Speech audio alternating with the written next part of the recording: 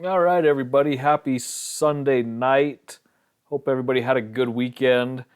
I was recording a video trying to get into, running through your Binance US exchange, getting money sent from one exchange to another with like Gate.io, um, and do a little technical analysis. After I recorded it, I realized it was rather confusing. Everything kind of ran together. So I'm going to split it up. For tonight, I'll just cover technical analysis and kind of current market conditions. Throughout the week, I'm going to try and get a new exchange set up so I can make a video walking through that, maybe Bittrex or Coinbase. And then we'll be able to actually use our exchanges and send money between them and wallets or between exchanges. So, with that being said, I thought this little picture from CryptoDog on Twitter was hilarious. And all you got to do is copy your wallet address and then what my dad sees. This is probably what a lot of people see when they think of cryptocurrency addresses. If you've ever seen one, they are, they're just complex, a strand of letters and numbers. You know, Basically, that's what you're going to enter to send your money across an exchange to your wallet or for a payment or whatever it is.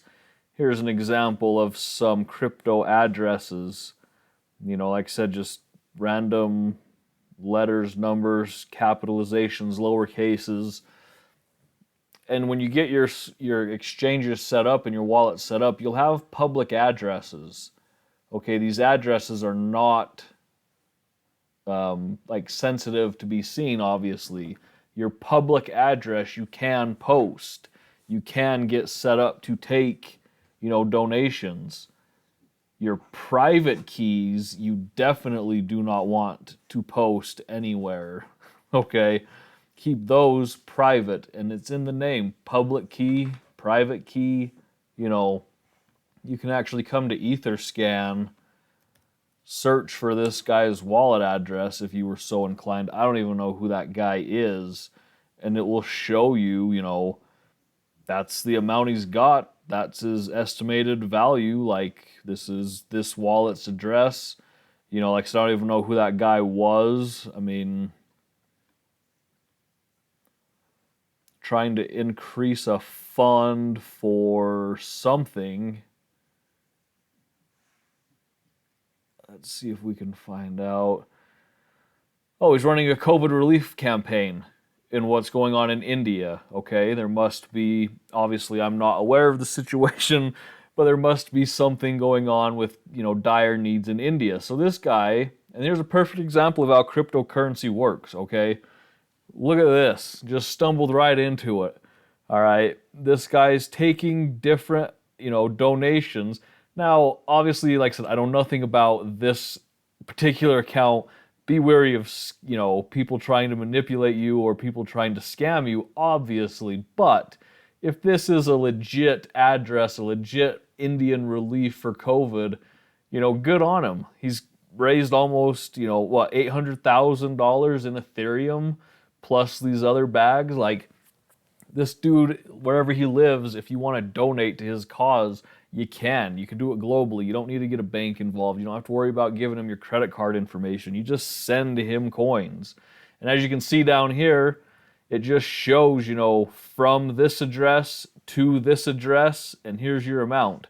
So if you send to this guy's fund, it's just going to show your address. This wallet is not necessarily linked to anybody. Hell, this could be somebody I know, but I'll never find out unless I know what their wallet address is. You know what I mean? Part of the security and part of the versatility of cryptocurrency.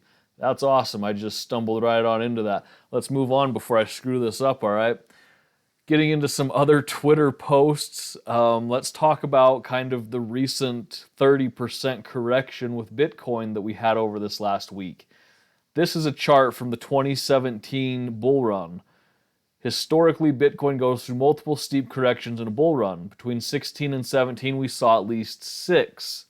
You know, and it was at a low of almost $6,000. 34 days later, boom, 20 grand. Cryptocurrency is volatile. Cryptocurrency runs up and down so quick. It just, I mean, it's something that you really have to slow down and pay attention to. It goes off much like a gender reveal explosion when you're trying to explode 80 pounds of tannerite and you set off an earthquake. Like, cryptocurrency goes fast. You get a 30% correction, but you're going to get, well, not always. You're going to get a correction, though, in a bull market. You know, could we be right here in our current market? Absolutely. You know, could the sky come crashing down as I'm making this video? 100%. But there's so much bullish sentiment right now with cryptocurrency. I mean, a lot of people just think, hey, it's going to keep going up. Let's look at the 24-hour chart for it.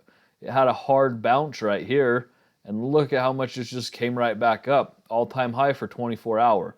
I started recording and doing some research for my video right about here. So I don't want to take credit for all of this right here, but I mean, cause and effect, I make a video and Bitcoin wakes up. I'll do more Sunday afternoon videos, okay? I'll try and get them out a little sooner than 10 o'clock at night.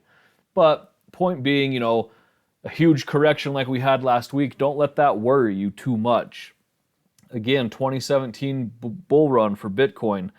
The 50-day moving average, this is just technical analysis. We dipped below it in 2017 6 times. That's the green arrows. You know, we just barely seen the first dip this run under the 50-day moving average. Again, that's no guarantee that we're going to have 6 different dips as it goes up. It's just saying don't freak out over this one dip. You know, there was a really good Twitter post. I don't have it up right now. I had it for the other video, but a guy is saying, you know, take this financial advice when things start to come down, panic, take short breaths, you know, don't focus, just lose all inhibition and just do something stupid and sell, right? Again, more chart talk, 100-day EMA in the last bull run went below 3 times, but we always stayed above the 200-day. So, you know, if prices do eventually continue to go down and break below, you know, certain levels, for sure you should have concern. Don't just sit there with, you know, a new phrase coming out, diamond hands, hodling, never gonna sell. Like, you have to sell to make profit, okay? If you're the last one holding, you know, Dogecoin, for example, when the bear market comes, if you're the last one holding Dogecoin, you're going to get the rug pulled out from under you and you're not going to have time to sell to take any profit. Take profit, right?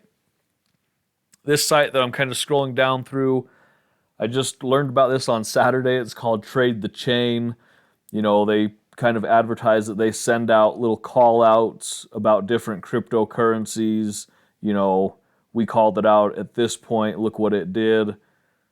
Technical analysis is fun once you get into it. I like looking at the different charts, different graphs, learning what they mean. I've only been in cryptocurrency for about 11 months at this point, and I'll tell you, point blank, right? Let's talk about some mistakes made. All right, I already uploaded one to my YouTube channel that I just made a week ago, trying to set up an Ethereum miner on my laptop.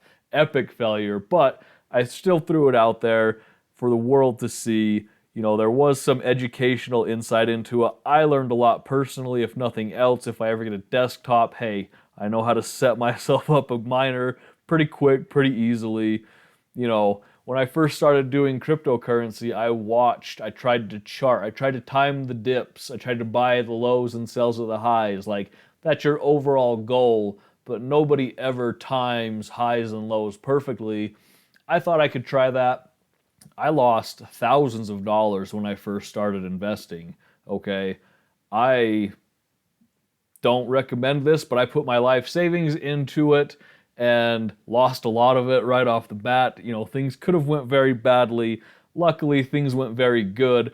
Point of the story being, don't invest only in technical analysis, right? You can even see on this website here at the bottom, $99 a month for this site's technical analysis, okay?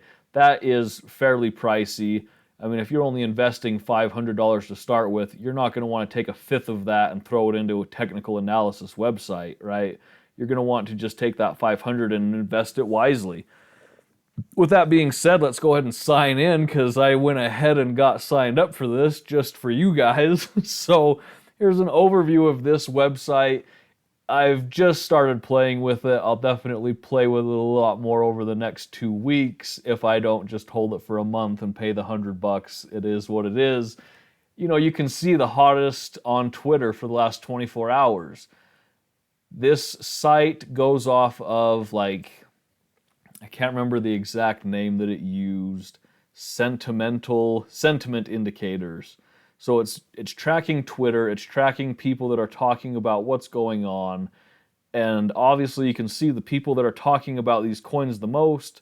You know, I don't know anything about Origin Protocol, but it's up 586%. You know, that's pretty good, right? So, you know, it kind of has the most bullish coins on daily sentiment, most bearish coins. I mean, it's not something that I'm going to sit here and like day trade and micromanage, but I thought it was kind of humorous to get into it. You know, it kind of gives you a daily sentiment score. 50, it says 50 is average or neutral, as you can see. Once it starts heading over 50, you will get a bullish tag. This is long term, this is daily. You know, once it starts getting under 50 at a certain point, you'll get a bearish tag. Has a 1 hour projected range. I mean, you look at some of these 1 hours, like, could I swing trade? This is Dogecoin for a quick little 3.92%, maybe. If I have fun with it and try and make my $100 back, you know, something kind of funny to look into. You know, there are definitely some good movers according to what these guys are getting sentiment on. You know, one other thing I wanted to show real quick, it does have whale alerts, which are always fun to watch. You know, whale alerts are basically just people that have a ton of money. You can see right here, USDC, that's a stable coin, US dollar crypto. There was, 20 million basically transferred from an exchange to an unknown wallet. Somebody just cashed out 20 million, moved it to a wallet. Same thing, I don't know if that's the same. It's got a different tag for it, but coming down the list a little bit, you know, a couple million transferred from Binance to a wallet. Whoops, that's a different window. You know, a little bearish is when you start seeing stable coins come off the market like those top ones, but a little bullish too when you see Ethereum transferred from an exchange into a wallet. You know, once you change it into your wallet, you have to move it back from your wallet to your exchange to sell it. So somebody's comfortable with unloading $20 million into a wallet, you know, that might have been this fella right here. Moved, you know, US dollar from an unknown wallet to Binance, bought his Ethereum, and took it back to his wallet. You know, I don't know. I'm getting off the rails here. Like I said, a lot of stuff to look at. I'll kind of mess around with it a little bit over the week, report back if I have, you know, became rich and retire because I started swing trading on the hourly rates based on this site. Not something I would recommend everybody to get into. Obviously, it's very expensive for a monthly run. You know, if I make it past the 2 weeks and still have fun laughing with it, it is what it is. I'll pay the 100. If it really is an issue and I'm just completely disgusted with the product and myself within the 14 days, I can't get my money back. So hopefully you liked the video, a little insight to some technical analysis, a little bit of jokes along the way. Please like, subscribe to the channel. I'll be putting out some more videos soon about getting on exchanges, how to send between exchanges and into wallets. So have a good week out there, everybody. Be safe, huh?